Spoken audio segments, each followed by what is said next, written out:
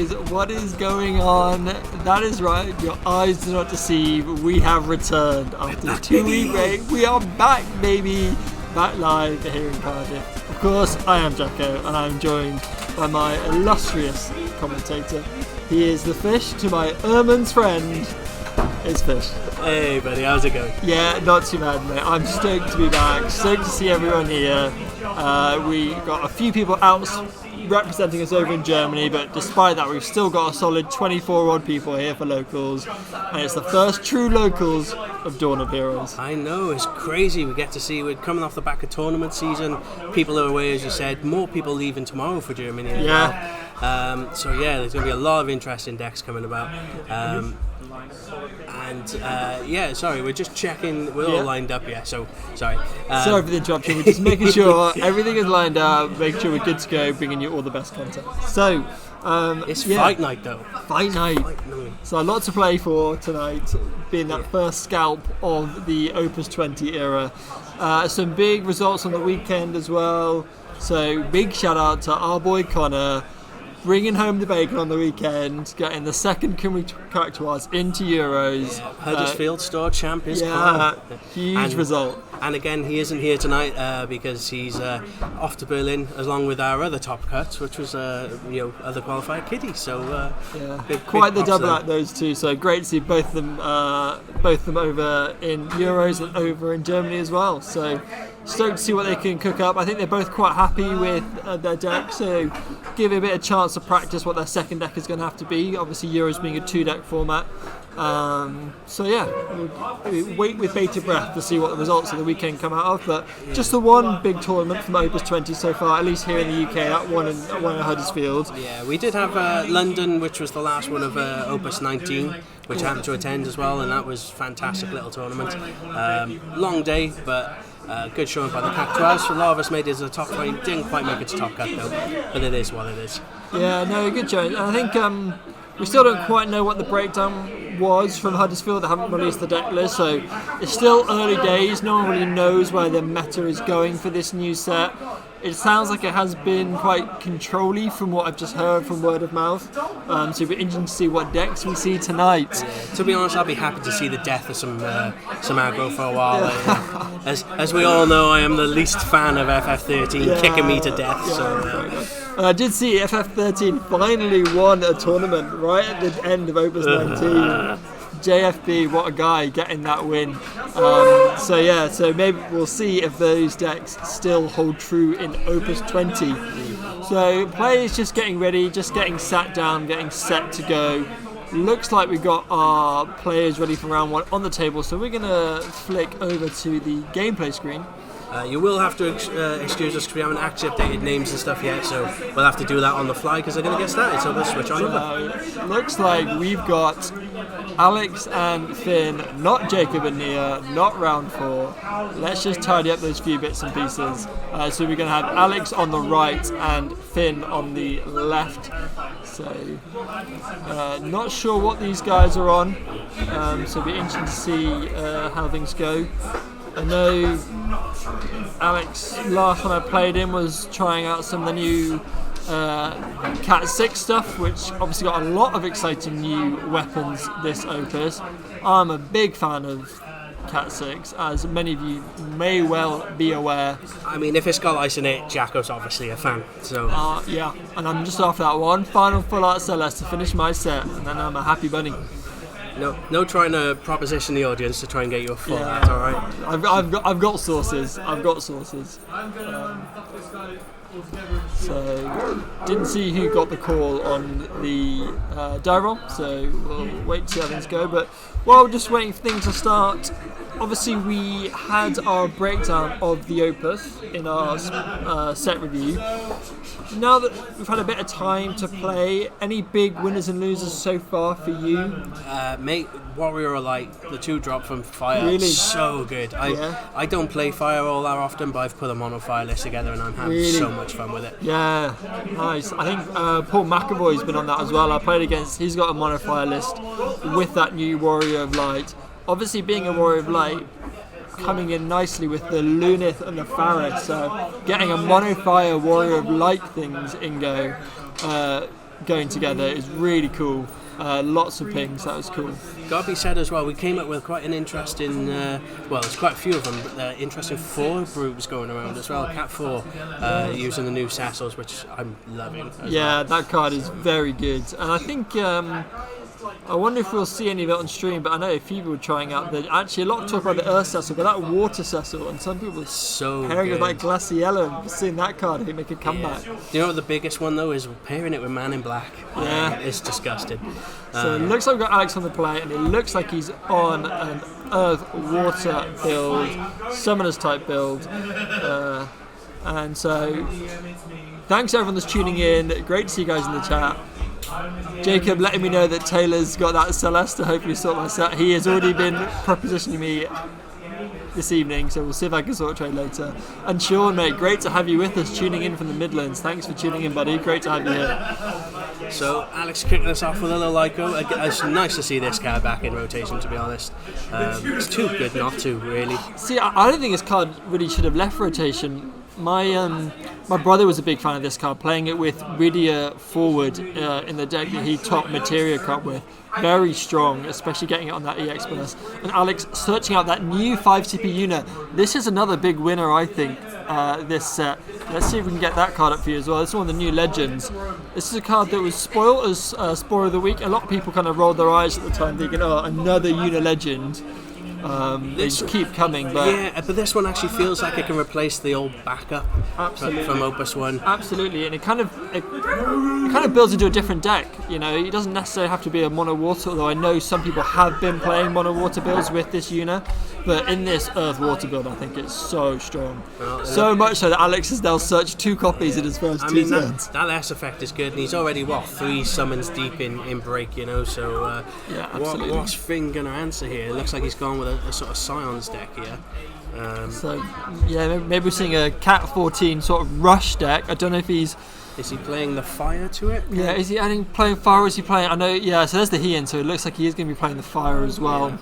I think that could be real nasty with the, so many Cat 14s in this, just multiple attacks. You could, in theory, 1 turn KO someone here, and it's. Yeah, Heian has been scary from day one. And with all the new weapons that Cat 14 got this set, especially this new Alice that Finn has just searched off the Louis Soir, so much value in a 4CP card. Yeah. He's already got a great target down there in the Y'shtola. And you've got to think this is why Alex kept hold of the 5CP Hackathon chair, right? Because you're going to need something to clear that board out. Yeah. Interesting that Finn is going straight for the aggression. Playing the Alice into Y'shtola. He didn't give it haste, though. I was going to say, he had a window there to give it haste. I assumed that's why he went down that line of play, because he's not getting the full value on this Y'shtola, because the Y'shtola can kill something on entry by comboing it with other Scions, which what Alice does really nicely. So, interesting that Finn has gone straight for that, rather than waiting for this Yuna to come down, which we're probably inevitably going to see. Yeah, but why exactly? So, Alex probably would have played the Yuna had Finn not just gone down with those forwards, but instead Alex just played the Hecker and passed things straight back to Finn. Got to be said though as well, I did see Alex discard the new Ignis there. I love it. It's one of my new favourite cards as well. Just so much value out of it. Yeah, that card is busted. Okay, so we're getting into Grahatia. This is the Scion that's going to let Finn search deck and play a job Scion in 7th door. I would assume you pick 4 here and play the... play another copy of Alice? Yeah, maybe go straight back in for the Y'shtola. It seems a little He's pointless. paying 3, so probably going to be the Alphino, the Fire Alphino that she's searching a character. Just helps Finn get his deck online. This Grahatia, okay, gone for the Y'shtola. Okay, interesting. Okay. Maybe he's going for the aggression now. So he's going to definitely get some haste this time. Yeah, right? take more damage. Oh, bang! Gesetsu. Getting him another here. That was stacked. He searches the card, doesn't offer Alex the cat, and then bang, Gesetsu. Finn, I know your games. I mean, I'm not saying that it was dodgy or nothing, but it does seem highly coincidental. Yeah, very convenient indeed. Very convenient indeed. So yeah, this is Stoller taking a point of damage, meaning that it now has haste and cannot be blocked. Not that Alex has any forwards anyway. Hitting the Fenrir there, I think it's probably not the end of the world. Alex seeing that card go. I don't think he's too worried. Yes, Gosetsu is an EX burst. Let you search for any samurai or Hien, right? I think it's just Hien. I believe it's just the Hien. It's not any samurai. I mean, he is a samurai himself. So I think he used to see play in the old samurai decks of old. Here we go. There's the man. Oh, himself. Yugiri, that's it. Yeah, you can search Yugiri as well. Which is quite nice because Yugiri also searches a backup, right? So, yeah, and what Yugiri can do is Yugiri can search a ninja backup, and there is, I believe, a Cat 14 lightning ninja backup. Okay, so Alex playing the Kolka. This is the 2CB Earth one that lets you, I believe, discard a forward and then deal damage to... Equal to its power. Yeah. So getting rid of the Fiend. Fiend probably not terribly crucial in this matchup, knowing that Cat 14 is mainly just a slap 'em up with forwards type deck. I mean, what's better than one Gesetsu? The second one. Yeah, and this is going to be really nice because not only is he going to search Hien, if Finn hasn't already got the Fire CP, Finn now will have the Fire CP to play the Hien that he got off the EX burst. You gotta think he can. Oh, he's ditched it actually. Sorry, my bad. He ditched it, and he's gone for the Yugiri. I wonder if there's a bit of setup here. I mean, it's a bit of a shame because he could have, in theory, put Alex on like 5 damage here.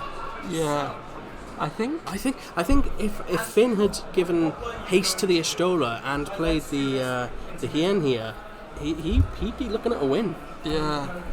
Maybe it depends. I guess we don't know what Alex has got in it, but so the Yugiri's going to come down here and search a ninja. As I was saying earlier, I believe there is a Cat 14 standard unit lightning ninja, a 4CP one that when it enters the field, I think you can bounce one of your own forwards. I wonder if he's lining up a turn where he plays that to get the Grahad here back to hand to play it again for even more disgusting value. Or may well just be going for going for a more of a standard. I believe this is the Opus 5 ninja that has a tap effect. Choose one forward. It cannot be blocked. I'm just going to get that card up because this is an Opus 5 card that I haven't seen one, but I believe it's a tap and break effect. Choose one forward. It cannot block this turn. That's the one. Yeah. So, and bang, and there's the Hien. Hit. So yeah. Go what were you saying about getting to damage 5? This is it. Right at the end. I mean, it doesn't matter what you pick, right? It's all bad decisions. Yeah. Exactly. There's no good choices here because the Fiend is a nice one because it cannot be targeted. But other than that, it's your only option. It's just literally its only. The question target. is, what do you bounce here? Probably the Yugiri, right? The Yugiri's. I mean, it doesn't matter. I don't think he needs to worry about. I think you got to bounce the Yugiri, right? Bounce the Yugiri. Because the Hien.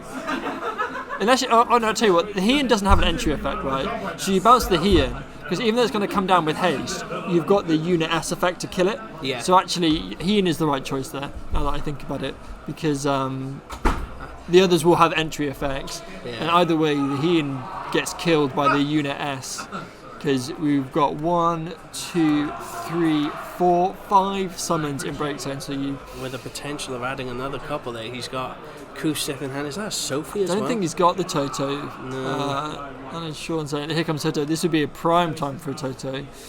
But the issue with the Toto is, even if you did have the Toto, you wouldn't have ever wanted to bounce the Hien, would you? Because it comes down next turn, attacks twice. Yeah, although actually, because Finn's only at 3 backups, it'd be difficult for Finn to have played the Toto, to get Toto'd and play the Hien with haste, because the Hien would have cost you a card in hand. tap 2 backups, so it leaves you with 1 card in hand, 1 untapped backup, but only 4 Cat14s, so he wouldn't have had haste. But either way, all academic, because Alex did not have the Toto, but he does have the Yuna. Just deciding what we do if we do anything else. I still think if it happens to go against Finn, as much as it looks like he's in control here, he's going to rue the day that he never gave Ishtola or Alice haste. Yeah, definitely very relevant. Definitely could be crucial. That extra point of damage, As well. Also, apologise for not actually updating the scores, guys. It's early days. Oh yeah. Yeah, so he's getting the Fiend. So he's going for the Fiend. Fiend's going to be a very sticky target here. It's going to be 1k bigger, no damage, less than his power. It's not going to come down. Just a lot of text on this thing. We were talking about not doing that damage earlier. I think it's going to be even more crucial, because had Finn done that earlier, Alex would be at 6 points of damage. This Grahatia is 10k. The Yuna has to kill the Heian, so it would have forced Alex to have had to have blocked with one of the Yuna or the Fiend. They would both be smaller than the Grahatia. Yeah. But then again, I think I'm pretty sure that Alex is sat on a Kukulane and water CP. He might have to overpay for it, but he could. Well, no, I think he doesn't Kukulane. I think you do the Yuna S, because you can't Yuna S and Kukulane. Yeah, that's what. So I think you just do the Yuna S to kill the Heian, and then you save the Kukulane for something else. Yeah, I think if you're Finn, you've just got to keep applying the pressure here. Get the Heian back out. Because what you can potentially do is use the Unit S to kill the Heian, and then the Grahatia probably attacks as a 10k. You happily take the damage and go to 6, and it means you've got the Kukulane in hand if there are any further Heians to come. Because we know we've got 2 in Break Zone actually. So actually, there's only 1 more to come, which is in hand. So if a Yuna kills the Heian, you know you don't have to worry about saving Kukulane for the Heian, because it's the 3rd copy to go. And you can save the Kukulane for Grahatia, getting rid of its abilities to make it shrink to a... Okay, so he's actually just going to go for the Yuna effect on there. Okay, so getting rid of the 10k Grahatia. Maybe Alex has found the... as much as attacking twice with Heian might be nice if you've got... you can't, because you can't do a party. Yeah, and you can't get and they're both, and there's two blockers. Yeah. So you can't even bully your way through. So it looks like Alex has got Sara, Shinryu, and so the Fiend having Brave now that damage. I don't think that helps Finn here. No.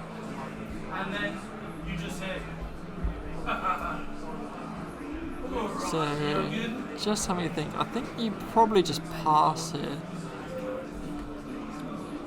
Unless the temptation, and what you could do is you could play the Shinryu and search another copy of Yuna for S effect as another kill spell. You could probably search the light one, I guess, right? Because my assumptions would be that Alex is playing it in the deck for the S effect fodder. Yeah, exactly. Really nice card, that. Probably the best copy of Yuna you can as that extra S fodder, because what you can do is you can fish that back out from Break Zone by getting rid of 3 summons, and it goes to hand rather than the field or anything else, which used to be a disadvantage. I always used to think, that card needs to play onto the field, but now it's nothing but an advantage, because it's basically free access to an S ability. Yeah, exactly that.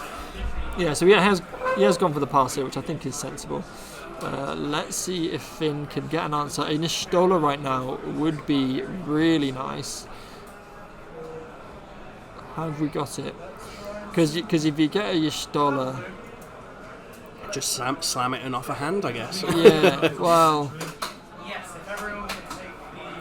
What it allows you to do is mean that Alex has to Kukulane the Heian still, but the Y'shtola can still get him to 6. So the thing is, though, is that it does remove a blocker. Yeah. If you'd have to probably target the Yuna rather than the The Fiend. Okay.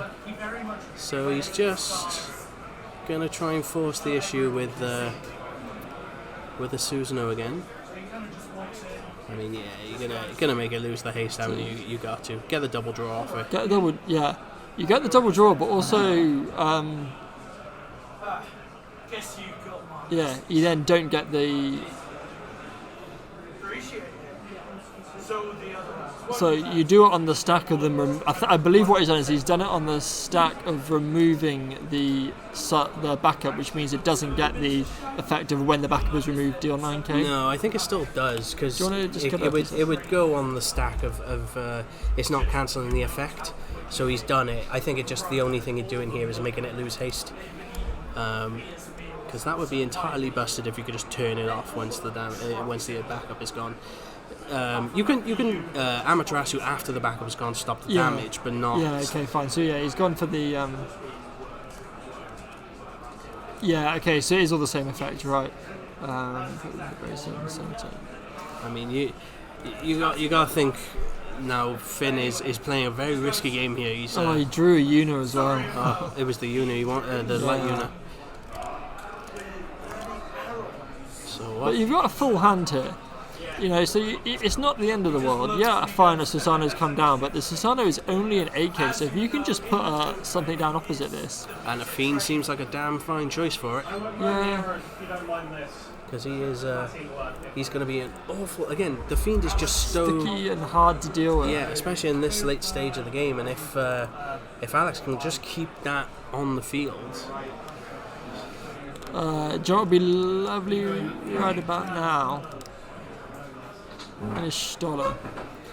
Yeah, that would be very nice. I mean, you're not going to be able to because although you can't kill the Fiend, you still should be able to get the unblockable effect. Yeah, exactly. Yeah. The longer this game goes on, the more it favours Alex. Have a look at the break zone. If there's ever a sign that I've just drawn Mist Dragon, it's having had up to this point 0 interest in your break zone, all of a sudden being like, can I just have a look, check your break zone? Yeah, I think there's 2 here. Right? No, it's Vanille. It's Vanille, not a. Just to stop a summon. Not a. I don't think that really affects Finn too much here. No, and I think Alex has had a look to say, there's nothing worth getting rid of. So gonna go for the Shinryu. So you get the other Yuna, right? I think Gallop is a good choice. Yeah, Gallop's a great choice because you're going to be at damage 3. It's going to be really hard for Finn to deal with this. Another big body that's going to potentially be dealing damage if it gets on the attack. And it also means Alex has 3 brave forwards. I mean, this game is entirely swung. I mean, obviously Finn tried the Hail Mary play, and it looks like it may have come to bite him a bit here.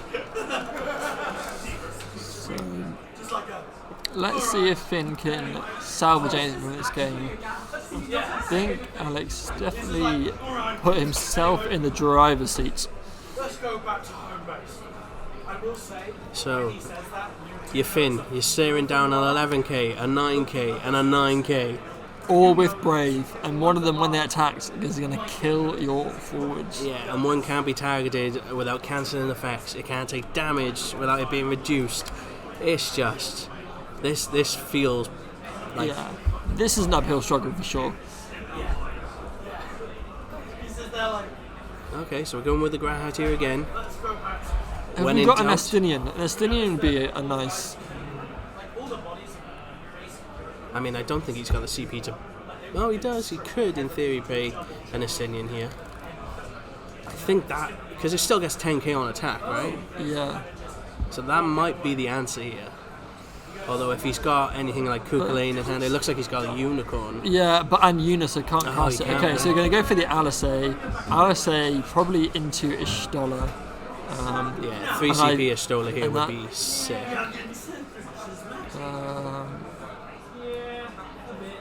Yeah. Has Finn figured it out? Rather than going through him, go under him. Yeah. Yeah, so he's going to take that point of damage. Oh, EX Buzz, baby! Finn laying down the law. Finn only hits EX Burst that he puts the damage. When his opponent puts some damage, no EX plus. When Finn puts damage, EX plus. I mean, coincidence? I think not. Well, again, not that we're going to be calling anything like that on a stream against one of our lovely friends, but I'm only doing it for the Incredibles meme. Yeah. So it looks like flip double Culnarian on the Urianger, so grab the Culnarian.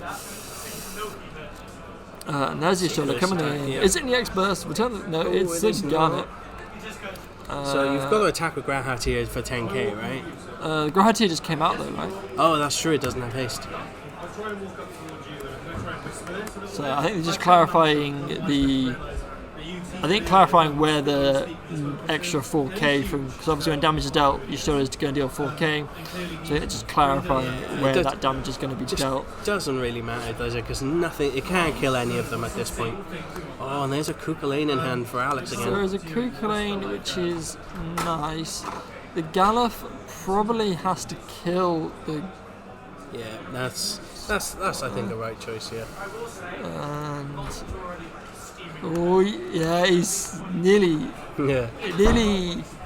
hesitated then. I'm not gonna lie, if you've got that Kukulane in hand, I would probably attack into it, you still right? attack and then because you're gonna take the block and then boom, do the there it is. Kukulane. Now the Grahatiers are gonna die, and you're gonna get the draw. And Alex can't need the draw anyway because the rest of us. Oh no, we got the block. So Shinryu's big. Oh, there's another EX plus. Ooh, and Alising. But he's got one on the field. Got one on field. And he's got the Susanoo on field. Not the ideal flip. I mean, it may be nice that he's hitting all the EX bursts that he needs to, but at the same time, when you're not turning what you need, it's a bit devastating. Choosing to keep the Susanoo. So I feel like... You know when you get to look at cards, and then you look at your board and go, I should have blocked differently. So Alex trying to play the Yuna, obviously illegal because he's got Shinryu on board. Come on, bro, you should know better than this. Yep. Okay, so Finn, have you got an answer just to push this through? No, there's no Hien.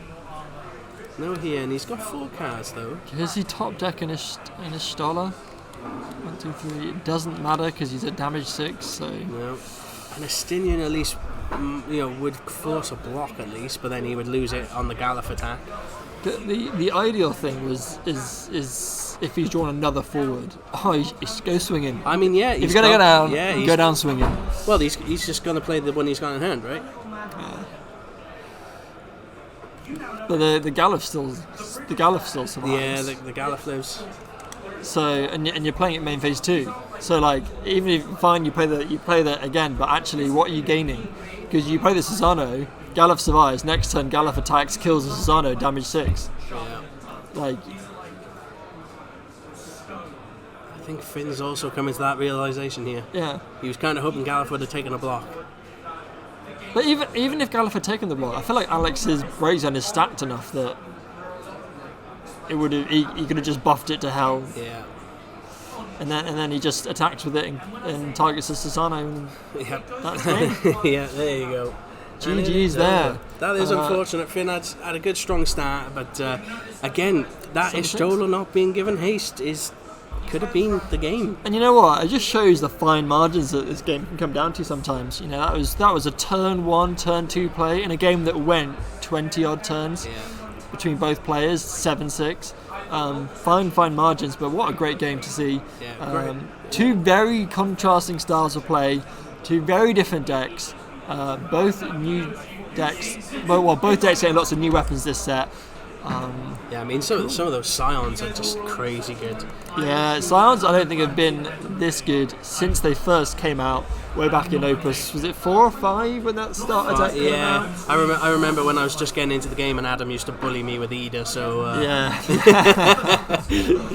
Nice, cool. Let's just go to Be Right Back. Let's see if Alex wants to come have a chat with us, and we'll catch you guys shortly. Be right back. Guys, we are back. I got Alex with me, fresh off his round 1 win. Fresh off the win. Yeah. I think it's like the first time I've won on stream. Hey, great way to start the new set. Well, yeah, absolutely. Yeah. So talk us through then, how do you think that game went? So I think in that matchup, classic aggro versus control. It's just about weathering that first storm. Sure. Like cards like Galoof are very difficult for the Cat14 deck to get through. So once I drew Shinryu and kind of found the time to cast it, managed to search it, and that kind of usually ends the game on the spot. Yeah. It's so hard to deal with for that deck. We did think that as well. There was a point where I think you had the Yuna on board and you could have played the Shinryu, and we said, oh, is he going to play it to search another copy of Yuna for the S? Yeah, so that did cross my mind, but that's literally going to be a one and done. Like, so it'll kill anything, but then Yuna is only an 8k, and in a world where there's probably at least another copy of Susano in there with he in attacks, and Graha being a 10k, it's probably just not going to be enough.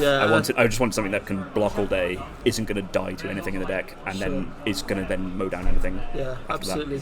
I think we talk about fine margins. Obviously, the game going to 7-6. Yeah. Turn 1 or turn 2, when Finn played down that LSA into Ishtola straight off the bat, and then didn't give the LSA haste. And then That's the small margins you miss, unfortunately.